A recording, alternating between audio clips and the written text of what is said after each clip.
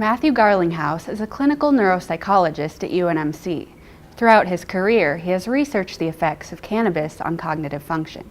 Events like Take Back the Night show that survivors are never alone, but there's still much more that needs to be done to end sexual violence. Sophie Clark is the lead poetry editor at 13th Floor magazine. She said the slam is important for students to attend because it gives them an outlet to share and support. Casey Haynes has an extra chromosome and a big heart. I like, hanging out with my roommates, playing games and just spending, a quality time with them. Down syndrome is the most common chromosomal disorder in the U.S., but it doesn't hold Casey back from living an independent life. She works and shares a house with 3 girls and is even training for a 5K marathon. The other day I came in and she was on the treadmill, literally jogging on the treadmill, which if you would have gone back 3-4 years ago, it would have been a very slow pace on a treadmill. Crossroads of Western Iowa staff, Denise Crittenbrink, helps Casey and her roommates set goals and work to achieve them. There are people just like everybody else. Everybody has a heart, a soul. She just does amazing. Casey participates in various events throughout the year, from talent shows to the Special Olympics. We do service projects. We do the spaghetti dinner. We do pancake feeds. Casey is the first vice president of Action Club, serving her community and encouraging others to do the same. People who are out there don't have homes.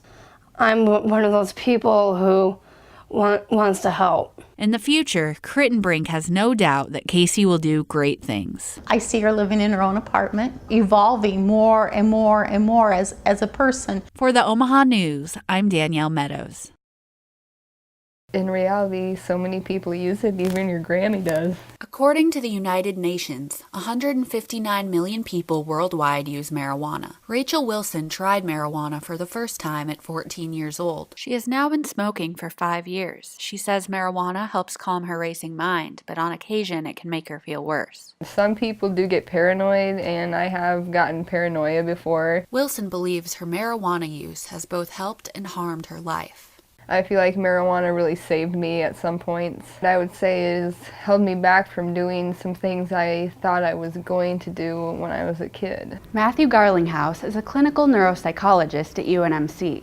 Throughout his career, he has researched the effects of cannabis on cognitive function. Because there are so many millions of Americans using it regularly, we probably ought to know what it's doing. Garlinghouse said there is evidence that routine smoking before age 16 results in changes in the brain. They tend to do more poorly on tasks that involve planning, novel problem solving, sustained attention. While marijuana use can do some harm, new research shows it can benefit those who need it most. Opioid use dropped by 42%. There was some improvement in attention. With so many questions remaining about marijuana, Garlinghouse said the need for research is higher than ever. As for Wilson, she hopes to quit smoking eventually. Especially when I get out of college, since I am in a criminal justice program at school. I don't think I was ever meant to smoke weed. I think it just kind of happened to come in my life at the right time. For the Omaha News, I'm Danielle Meadows. It's casual, it's hidden, it's secret, it's sometimes unidentifiable. Every 98 seconds, someone is sexually assaulted in the United States, according to an article by the Huffington Post.